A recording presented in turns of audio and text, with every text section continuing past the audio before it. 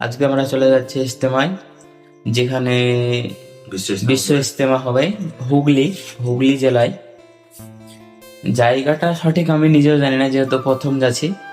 So স্টেশনে দেখা হবে তোমাদের সঙ্গে। সো ফাইনালি আমরা স্টেশনে পৌঁছে গেছি, আর স্টেশনে পৌঁছানোর সঙ্গে সঙ্গেই ট্রেন চলে এলো। ট্রেন চলে আসার পর আমরা ট্রেনের ওপর উঠলাম।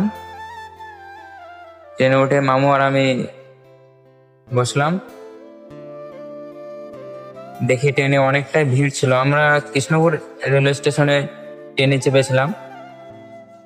তো আমি তোমাদেরকে পেজ ক্যামেরায় দেখাচ্ছি ভিউটা, মানে ট্রেনে যাওয়ার। তারপর দেখো আমার মামু কিভাবে ঘুমাচ্ছে ট্রেনে, আর আমি ধরে নাও জেগে আছি। সকাল সকাল তো সেজন্য আর কি ঘুমাচ্ছে ট্রেনের ওপর। সো আর কিছুক্ষণ পরে আমরা নৈহাটি রেলওয়ে স্টেশনে ঢুকবো, এবং নৈহাটি থেকে সোজা চলে যাব চুঁচুড়া ঘাট। আমরা ঘাট দিয়ে যাবো। তো এখানে আমরা নৈহাটি স্টেশন পৌঁছে গেছি, এবার যাবো আমাদের গন্তব্যের দিকে।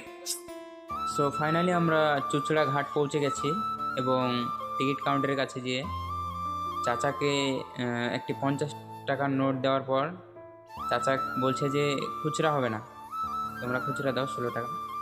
তো আমরা দিলাম। দেওয়ার পর এই চুঁচুড়া ঘাট পার হওয়ার পর এটা ঘাটের ভিউ ছিল।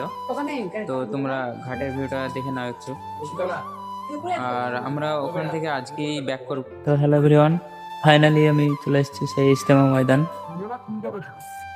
তোমাকে দেখাচ্ছি। তো তোমরা দেখতে পাচ্ছ ইজতেমা ময়দান অনেকটাই বড়।